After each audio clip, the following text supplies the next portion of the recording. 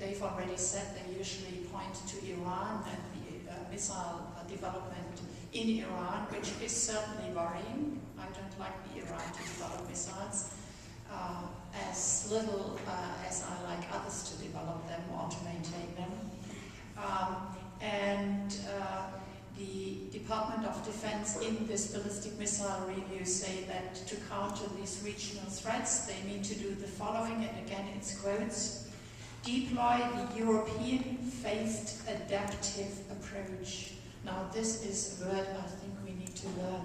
European phased adaptive approach, EPAA is the acronym. Which accelerates the deployment of proven technologies and also promises improved long-term protection of the homeland. The second part is interesting. And also promises improved long-term protection of homeland, US homeland. And homeland, US homeland. And apply phased adaptive approaches in other regions by building on current efforts. That the current efforts are the Aegis and THAAD and so on, with a principal focus on East Asia and the Middle East. And the Obama administration has, as has already been pointed out, already delivered on some of these promises, in quotes promises, from a year and a half ago. There were Patriot PAC-3 missiles deployed in Poland, just 50 miles off Kaliningrad, which is Russian homeland.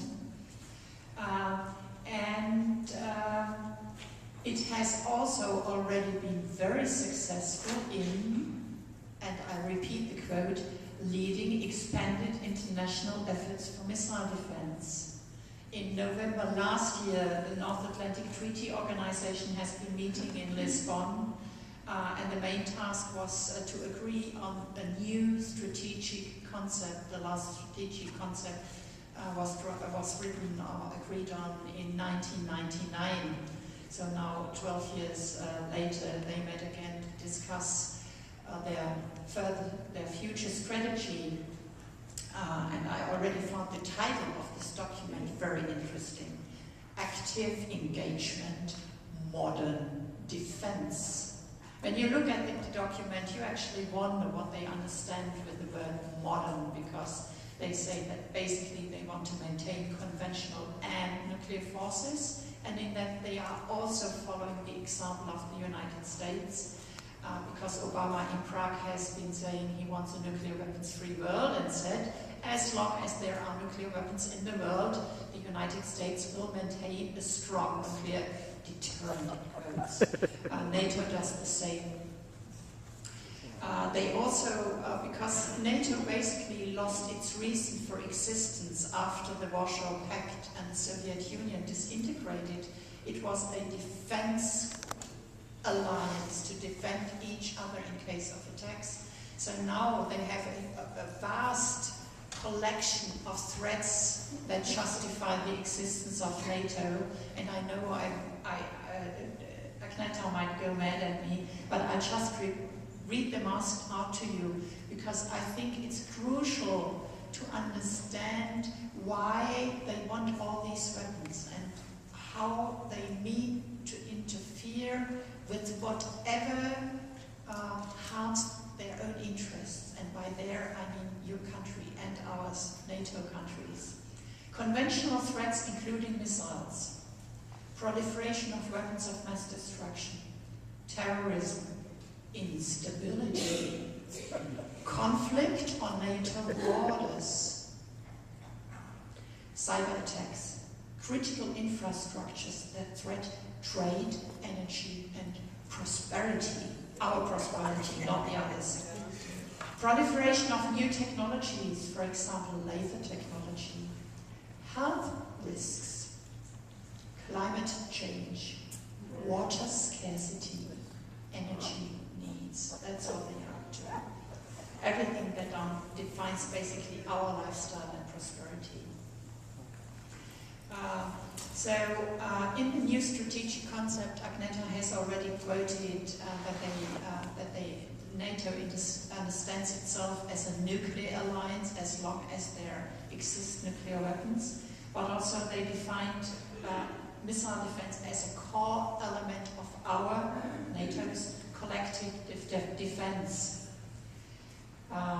In the Lisbon Summit Declaration, they said that they decided, quote, decided to develop a missile defense capability to protect all NATO European populations, territory and forces, and invited Russia to cooperate with us.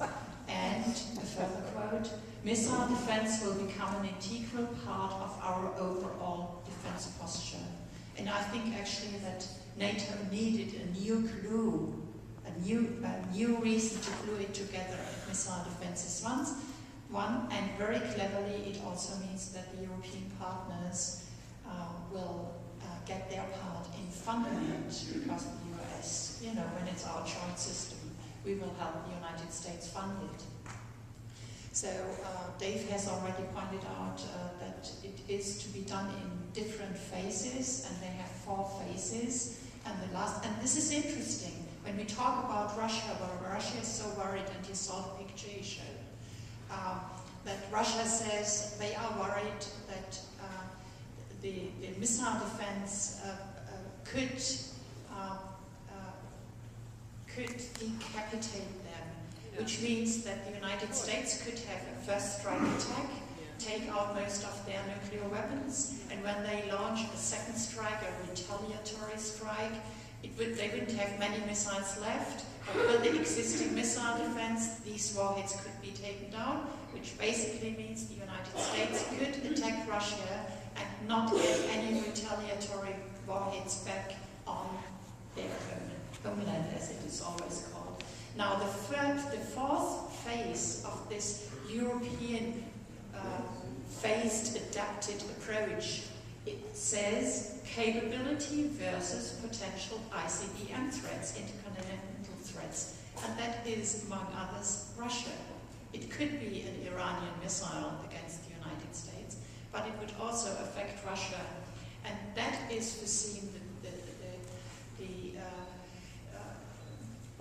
by improving the existing system. And as Dave said, in Europe they basically plan to deploy Aegis warships with Aegis radar systems and SM-3 defensive, they say,